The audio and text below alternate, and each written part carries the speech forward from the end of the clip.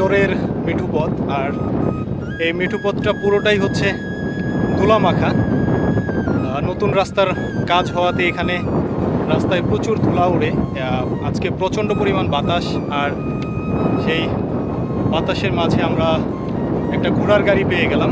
গরুই করে ফেলছে, তাইলে বুঝেন ছোট করে একটু জানালা কেটে দিলেন, বৃষ্টি আসলে যেন নামাই দেওয়া যায় ভাবে খুঁটি দিয়ে উঠে।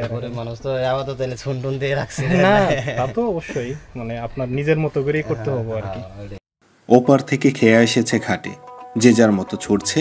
কারো গন্তব্য হাটে, আবার কারো গন্তব্য দূর শহরে।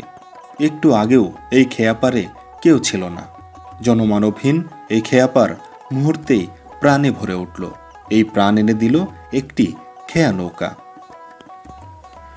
আমরা উঠে পড়লাম নৌকায়। এবার আমাদের গন্তব্যে পৌঁছাবার পালা।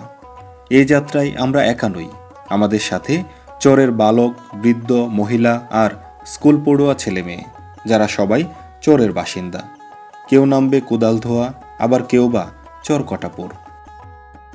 চরের বাচ্চারা পড়াশোনার জন্য আসে ঘাটের বাজারে, এই নৌকা করে আবার ফিরে যায় বাড়ি। এদিকে সুমনকে এগিয়ে নিতে এসেছে তার বন্ধুরা। তারা দৌড়ে এগিয়ে যাচ্ছে ঘাটের দিকে। এই সম্পর্ক ভাঙার যুগে এমন দৃশ্য সত্যিই মনে সুখ এনে দেয়। চরের সবুজ তৃণভূমিতে গরু চড়াচ্ছে কৃষক। চলতে চলতে উপভোগ করছিলাম গ্রামের এমন মনোমুগ্ধকর দৃশ্য।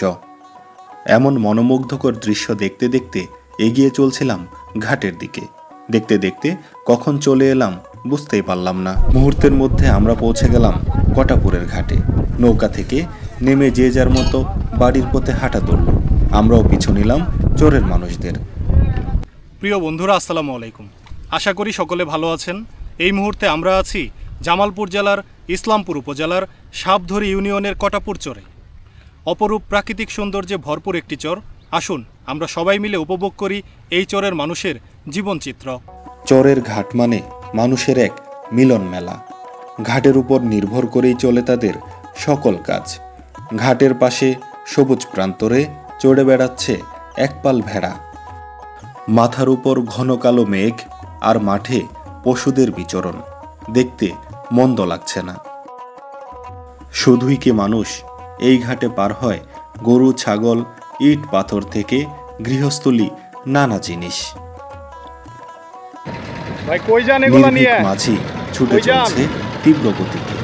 আকাশে মেঘ, পৌঁছাতে হবে বৃষ্টি নামার আগে। তাই তো মাঝি ভাইয়ের এমন তাড়া।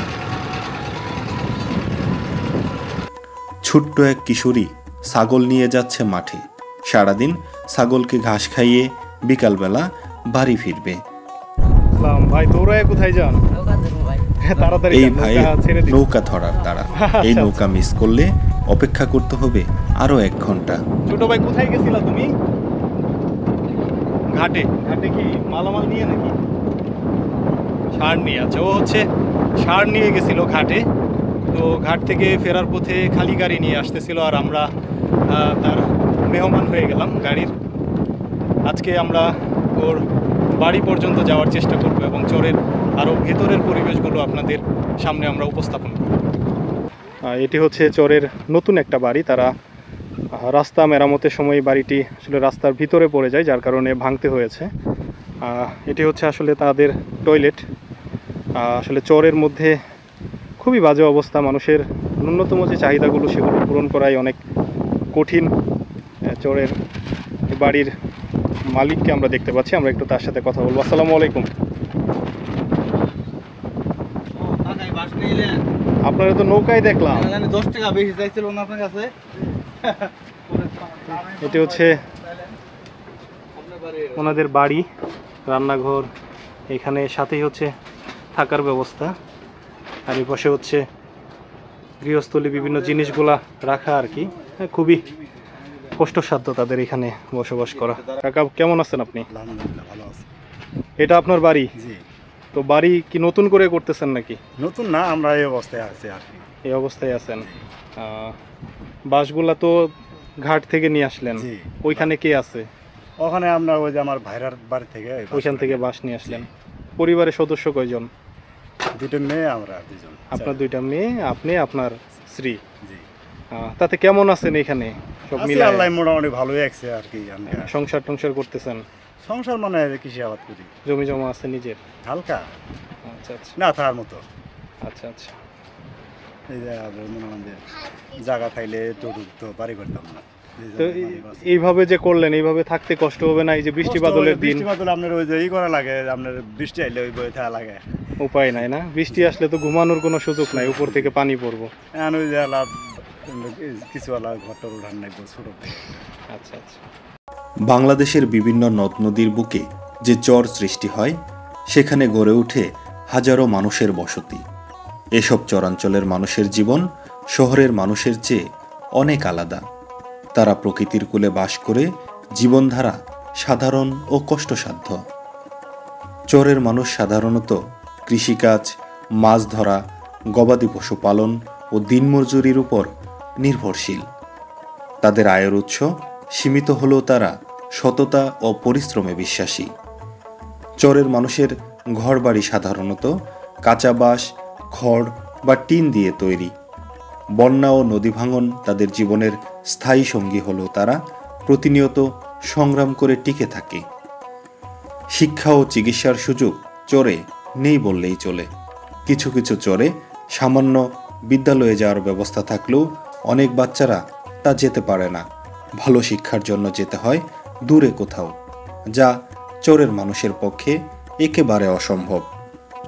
আপনার যাতায়াতের আমাদের অনেক অসুবিধা, আর চিকিৎসা ব্যবস্থা তো অনেক উন্নত নাই। এইখানে যদি একটা রোগী হঠাৎ করে অসুস্থ হয়ে যায়, একটা জি। মানুষ, তাহলে আপনারা কিভাবে তার চিকিৎসা করান? চিকিৎসা আপনার নৌকা পারাবার ছাড়া তো আর কোনো বুদ্ধি নাই। সময় মতো নৌকা পাওয়া যায়, সময় মতো পাওয়া যায় না। এমনও কিছু রুগী আছে নৌকার অভাবে মানুষে মারা যাইতেছে। অনেক রাতে হইলো, তখন তো অনেক আসলে রাতে কিছু হলে করার তো থাকে না। না, কিছু করার থাকে না। এখানে শিক্ষা প্রতিষ্ঠান কেমন? শিক্ষার ব্যবস্থায় একবারে নিম্ন, ঠিক আছে? শিক্ষার ব্যবস্থায় নাই এনে। জাগ দিবেন কোথায়? সামনে না? কতটুকু জমিনের এটা? বাড়ি কি এখানেই, এই চরেই? আমার বাড়ি নন্দনপাড়া, কিন্তু আমি এই চরে আমার যাওয়া আসে বেশি। যাওয়া আসা বেশি। এই চরের মানুষজন কেমন আছে? চরের মানুষ এমনি মোটামুটি ভালোই আছে, কিন্তু মনে করেন যাতায়াতের রাস্তাঘাট নিয়ে অনেক কষ্টে থাকে, অনেক কষ্টের মধ্যে আছে। অনেক কষ্টের ভিতরে চলাচল করে। এমনিতে চরের মানুষের মানে অর্থনৈতিক অবস্থা কেমন? আবাদ মৌসুম করে আবাদ মৌসুম করে মনে করেন যে সব অর্থনৈতিক দিক দিয়ে এমনি ভালো দেখা যায়, কিন্তু মনে করেন যে আবাদ মৌসুম করে সব মানুষের থেকে লাভের উপরে সুদের পণ্য এসে আবাদ মৌসুম করে বিষয় একটা মনে করেন যে ওরা ভালো থাকে না ওই হিসেবে কোনো রকমের জীবন পার করতে। জীবনযাপন করতেছে। জি, কোথায় যান আপনি? আমি যেমন নন্দনপাড়া। কতদিন থেকে করেন? 6 বছর। 6 বছর থেকে না? না ঠিক আছে, নিজের কাজের পাশাপাশি আশেপাশে কাজগুলা করতে পারলে তো ভালো। হাত খরচটা আছে না না না, অবশ্যই এটা দরকার আছে তো। খরচ আছে। না না, খুব ভালো কাজ করতেছেন আপনি। ছেলে মেয়ে কয়জন? দুইটা মেয়ে। দুইটা মেয়ে না? বিয়ে শাদী দিছেন? জি নাই রে বড় মেয়ে। আচ্ছা আচ্ছা। পড়াশোনা করে জি। হ্যাঁ, স্কুলে দিবেন, পড়াশোনা করাবেন, যতটুকু সম্ভব পড়াশোনা করাবেন। হ্যাঁ, কিসে পড়ে? 7 না? ভাইজান কি করে? কৃষি কাজই করে। কৃষিকাজ। জমি জমা নিজেদের কেমন আছে? নিজেদের আছে মোটামুটি ভালো আছে। গরু ছাগল আছে তো না? জি। আচ্ছা আচ্ছা, যাক মাশাআল্লাহ। আপনারা কি এই চরেই ছিলেন নাকি? চরে আসছিলাম। তাহলে বাড়ি ঘর নতুন যে? এগুলো নদী ভাঙছে, নদী ভাঙার পর আমরা মাহমুদপুর চলে গেছিলাম।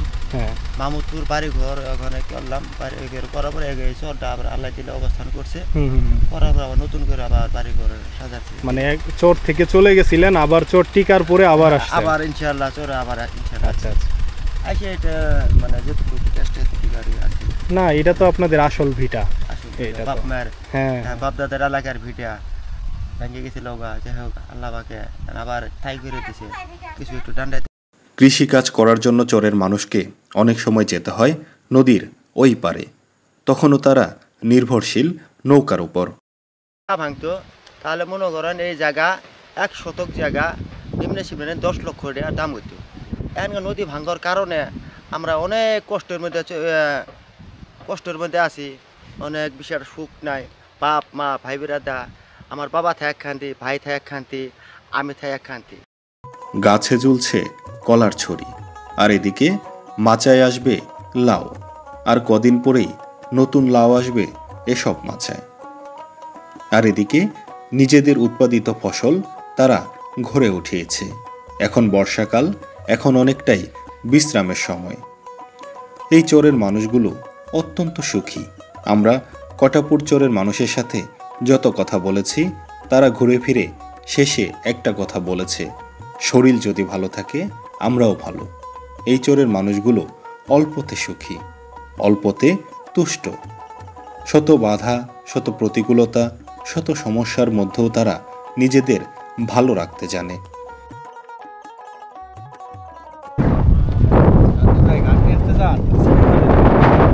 গরু কয়টা কাকা? 5টা। আচ্ছা আচ্ছা।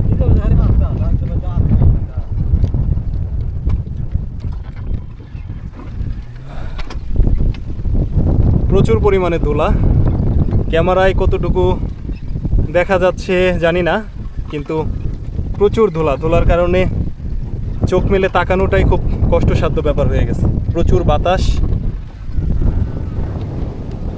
এ পাশে হচ্ছে নদীর একটা ছোট নালা, আর সামনে চরের বসতি। আমরা ঘোড়ার গাড়িতে করে ছুটে চলছি চরের আরো ভিতরে।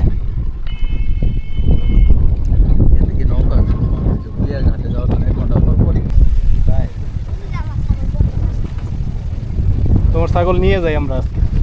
দিবা? দিবা না? ছাগলের একটা পা নিয়ে যাই, তাও দিবা না?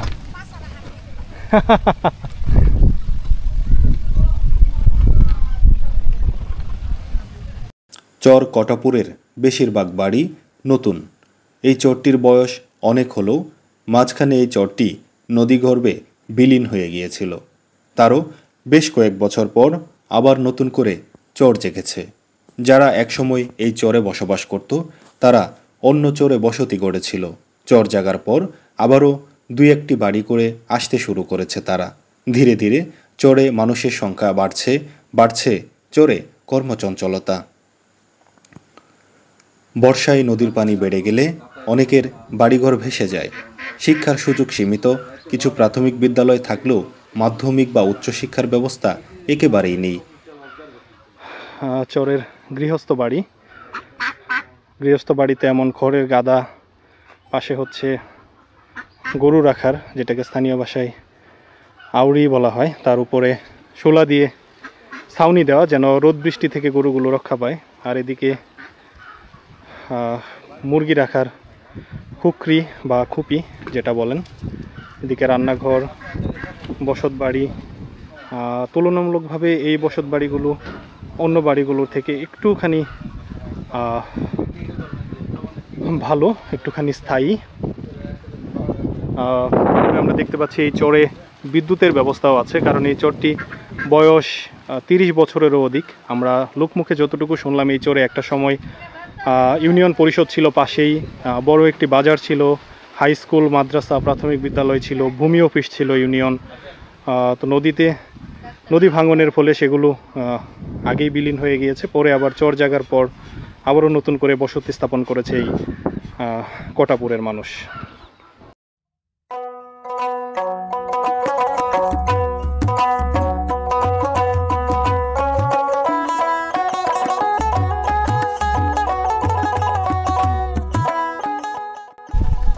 আসসালামু আলাইকুম। কি দুধ কতটুকু আছে? হলো আপনার 27 লিটারের মতো। এটা কি এই চর থেকে কিনছেন? জি জি। নিয়ে যাবেন কোথায়? গুড়াইল বাজার। গোঠাইলে কত করে এখন বাজার? গুঠাইল বাজার বর্তমান আপনার 60-70 টাকা। 60-70 টাকা। প্রতিদিনই নেন এরকম? প্রতিদিন। বালু যাব না? বালু যায়। জায়গা নিলে ভালো হইতো। ঠিক আছে, যান।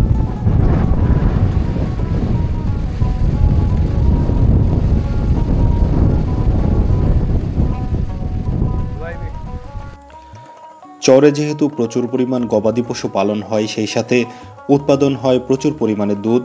স্থানীয় দুধ ব্যবসায়ীরা এই দুধগুলো গৃহস্থ বাড়ি থেকে কিনে দূরের বাজারগুলোতে বা ঘাটের বাজারগুলোতে নিয়ে বিক্রি করে। সাধারণত গৃহস্থদের কাছ থেকে একটু কম মূল্যে কিনে তারা ঘাটের বাজারগুলোতে একটু লাভের আশায় নিয়ে বিক্রি করে থাকে।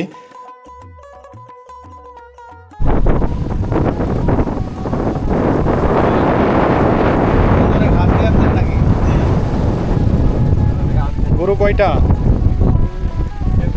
2টা গরু আছে না? ঠিক আছে যান, ঠিক আছে যান যান।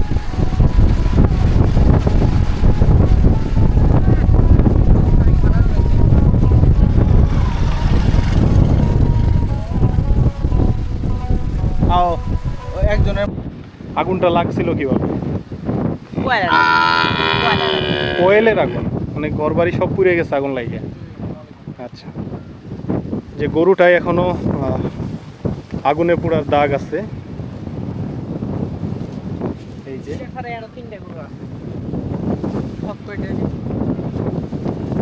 একদমই প্রত্যন্ত চরের গৃহস্থ বাড়ি, আসলে খুবই করুণ অবস্থা এই বাড়ির।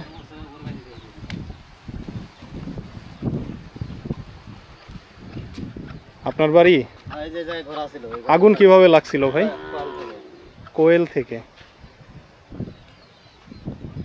প্রায় 1.5 মাস আগে এই বাড়িতে কোয়েল থেকে একটি অগ্নিকাণ্ডের ঘটনা ঘটেছিল এবং আগুন লেগে ঘরবাড়ি, গবাদি পশু সহ পুড়ে গিয়েছে। তবে আল্লাহর রহমতে প্রাণের কোনো ক্ষয়ক্ষতি হয়নি। মানে যারা থাকে বেশিরভাগ মানুষই বীর সাইডে থাকে পোলাপান, আর যারা এই চলে থাকে তারা বাপমার সাথে কৃষিকাজই করে। তো এখানে তো কোনো হাই স্কুল নেই? আছে, হাই স্কুল আছে, ওই মন্ডলপাড়া আছে, মন্ডলপাড়া হাই স্কুল আছে। আবার এই পাশে যে বাজারটা, এই বাজারে কি মোটামুটি সবই পাওয়া যায়? জি, সবই পাওয়া যায়, মাছ শাকসবজি সব মোটামুটি যা লাগে সব পাওয়া যায়। বড় বাজার করতে হইলে উলিয়াতে। না, এটাই তো আর অত ভাইন যায় এখন ই হয় নাকি।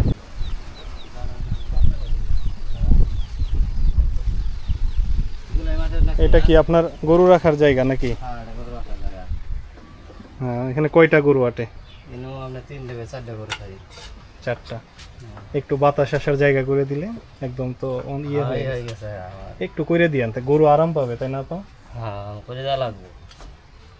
গরু তো একটু আরাম খুঁজে। জমি জমা আছে তো ভাইয়ের নাকি? আছে জমি জমা কিছু আছে, নদীর মধ্যে আছে। তাতে আবাদ মৌসুম করে কেমন আছেন? আবাদ মৌসুম করি তো এবার লস। কি লাগাইছিলেন? মরিচ লাগাইছিলেন? মরিচের লস। লস, আবার তো মরিচের সময় হয়ে গেল। পাট লাগান নাই ভাই? পাট বলি নাই, পাট আর মধ্যে না আসলে মানে বন্যা ভাসি জায়গা তো এবার তার বন্যা হইলো না। তাইলে এই সময় কি ফাঁকাই পড়ে আছে? ফাঁকাই পড়ে আছে। এবার তো আফসোস, এবার বন্যা নাই, অথচ পাটও লাগান নাই। লাগাই রাখলে তো এটা উপকার আছে। দামও ভালো এবার। মরিচ কি লাগাবেন এবার নাকি? না, এবার মরিচ লাগাবো না। কি লাগাবেন? এবার ভুট্টা লাগাবো। ভুট্টা? হ্যাঁ, ভুট্টা ভালো, ভুট্টার লাভ ভালো। হ্যাঁ, ভুট্টা লাভ, অর্ধেক লাভ পাওয়া যায়।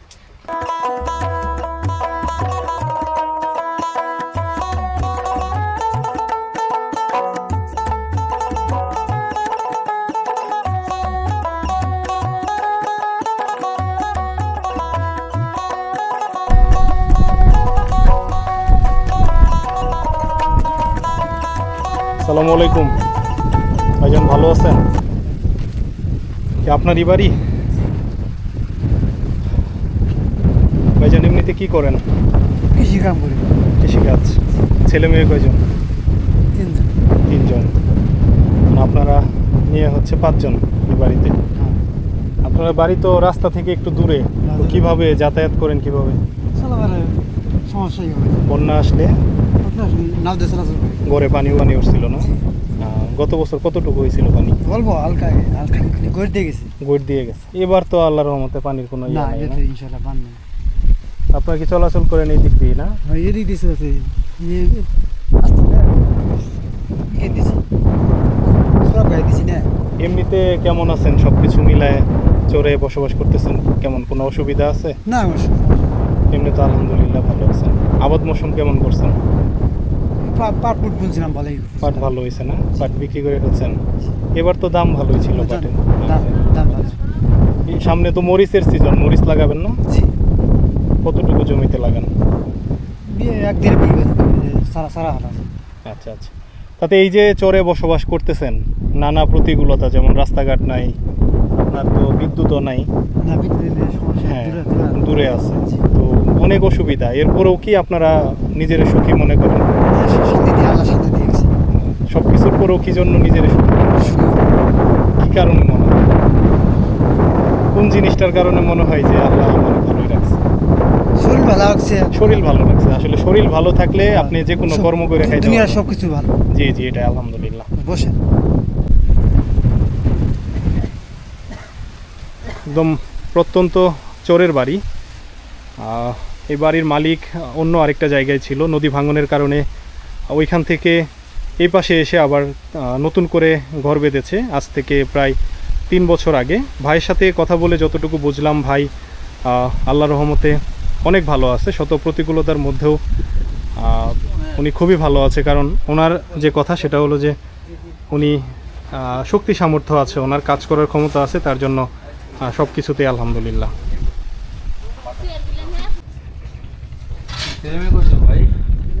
বাড়ির দরজা দিয়ে বের হলে দৃশ্যটা ঠিক এমন।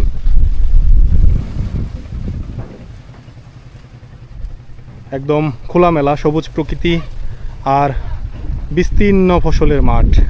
ঠিক তার থেকে একটু দূরে যমুনা নদী, নদী থেকে শান্ত শীতল বাতাস একদম ঘরের দরজায়। এর থেকে শান্তির আর কি হতে পারে? এজন্যই তো চরের মানুষ নানা প্রতিকূলতা, নানা সমস্যার মধ্যেও তারা সবসময় নিজেদেরকে সুখী মনে করে। কারণ ঘরের ঠিক দরজা থেকে বের হলে এমন যদি দৃশ্য থাকে, সেখানে সুখী অনুভব না হয়ে কোনো উপায় নেই। এগুলা কাদের বাড়ি? আপনার চাচার। টোটাল 5টা পরিবার আপনাদের। সবাই কি একসাথে আসতেন ওইখান থেকে?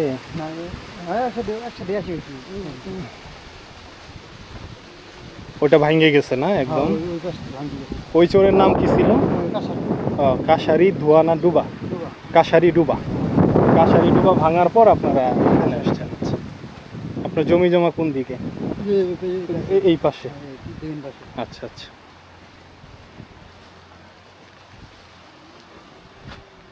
সামনেই হচ্ছে যমুনা নদী থেকে একটি নালা বের হয়ে এই কটাপুর চরের পাশ দিয়ে প্রবাহিত। আমরা সেখানে যাব এখন। আমরা দেখতে পাচ্ছি নদীর পাড় থেকে একজন ভাই ঘাস নিয়ে আসতেছে। আমরা, ভাইজান কেমন আছেন? গরুর জন্য নাকি? গরু কয়টা? 3টা না? আচ্ছা ঠিক আছে।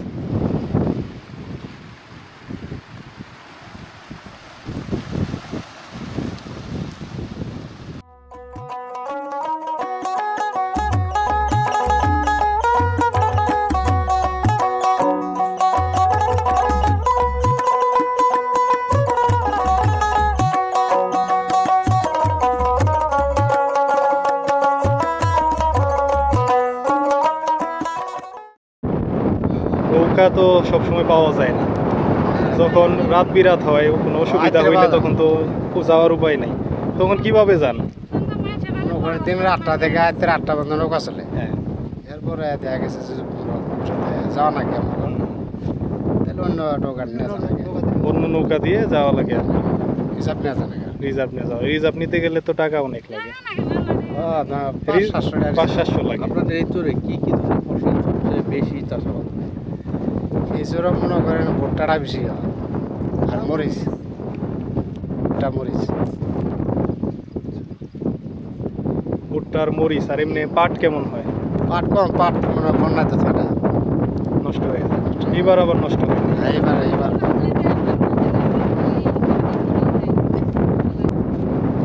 ভাইজি, চোর কটাপুরে ঘুরে কেমন লাগলো? চরকটাপুরের যে প্রাকৃতিক সৌন্দর্য সত্যি এক কথায় অসাধারণ। আমি এই পর্যন্ত প্রায় 30 থেকে 40টা চলে গেছি আপনার সাথে, আমরা 2 ভাই একসাথে গেছি।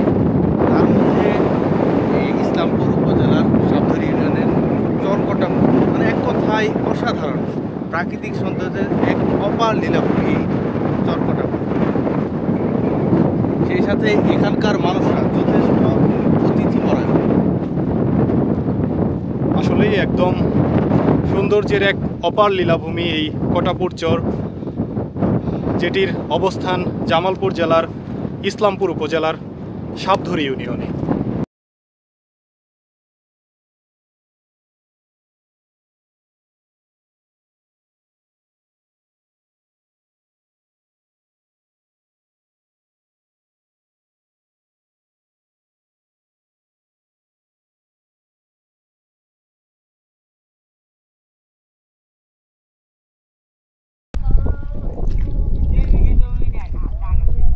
দেড় বিঘা। এই মাঝখানে যে মইরে মইরে গেছে এগুলা কি? ও আচ্ছা আচ্ছা, তাতে মোটামুটি কেমন হয়েছে? পাট ভালো না? এটা কি পাট? তুষা। এবার তো দাম মোটামুটি ভালোই।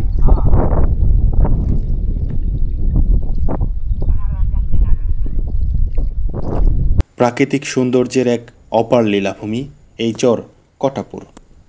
এই চর কটাপুরের পথে প্রান্তরে লুকিয়ে আছে অসম্ভব সুন্দর প্রকৃতি আর সুন্দর জীবনধারা। প্রিয় বন্ধুরা, আজকের মতো বিদায় নিচ্ছি চর কটাপুর থেকে। দেখা হবে নতুন কোনো ভিডিওতে। সে পর্যন্ত ভালো থাকুন, সুস্থ থাকুন। আল্লাহ হাফেজ।